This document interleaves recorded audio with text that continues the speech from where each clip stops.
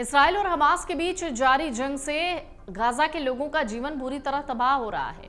Israel ने Gaza शहर की घेराबंदी कर ली और तटीय पट्टी को 2 हिस्सों में बांट दिया। रविवार को गाजा की संचार सेवा फिर ठप हो गई। इससे संकट और गहरा गया है। इसराइली सेना के रियर एडमिरल डेनियर हेगारी ने संवाददाताओं से कहा कि अब उत्तर गाजा और दक्षिण गाजा को विभाजित किया गया है। उन्होंने इसे गाजा पर कब्जा जमाए हमास के आतंकवादियों के खिलाफ इसराइल के युद्ध में अहम चरण कहा। इसराइली मीडिया के अनुसार अगले 48 घंटे में सेना गाजा पट्टी में घुस सकती है। इस बीच इसराइल हमास संघर्ष पर अपनी पश्चिम एशिया कूटनीति के तहत अमेरिका के विदेश मंत्री एंटनी ब्लिंकन ने रविवार को कब्जे वाले वेस्ट बैंक के रामलला का दौरा किया और फिलिस्तीनी राष्ट्रपति महमूद अब्बास से मुलाकात की। इसराइल में प्रधानमंत्री बेंजामिन नेतान्याहू के साथ बातचीत करने के बाद ब्लिंकन ने शनिवार को जॉर्डन में अरब देशों के विदेश मंत्रियों से मुलाकात की।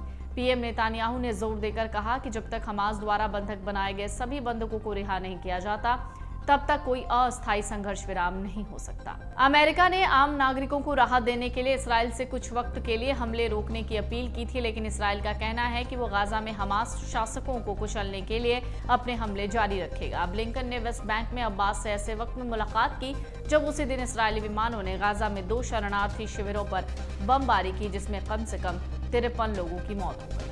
अमेरिका के विदेश मंत्री एंटनी ब्लिंकन ने रविवार को वेस्ट बैंक में फिलिस्तीन के राष्ट्रपति महमूद अब्बास को आश्वस्त करने की कोशिश की कि अमेरिकी प्रशासन गाजा के नागरिकों की स्थिति में सुधार लाने के प्रयास तेज कर रहा है। उन्होंने जोर दिया कि संघर्ष के बाद क्षेत्र में जो भी होगा उसमें फिलिस्तीनियों की मुख्य भूमिका होनी चाहिए। बाद में ब्लिंकन इराक के प्रधानमंत्री मोहम्मद शिया अल सदानी के साथ बातचीत करने के लिए बगदाद रवाना। इराक और अन्य स्थानों पर ईरान समर्थित मलेशिया के क्षेत्र में अमेरिकी बलों पर हमले बढ़ रहे हैं। बाद में ब्लिंकन तुर्की रवाना हुए। बिना किसी पूर्व घोषणा के ब्लिंकन ने कड़ी सुरक्षा के बीच बख्तरबंद वाहनों से रामलला की यात्रा की। इसराइल के प्रधानमंत्री बेंजामिन नेतान्याहू ने गाजा के नागरिकों तक मानवीय सहायता पहुंचाने के लिए युद्ध विराम के अमेरिकी प्रस्ताव पर विचार करने से इनकार कर दिया है। अगर आप ये वीडियो YouTube पर देख रहे हैं तो हमारे चैनल को सब्सक्राइब करें और बेल आइकन को दबाना ना भूलें। अगर आप Facebook पर ये वीडियो देख रहे हैं तो हमारे पेज को लाइक करें।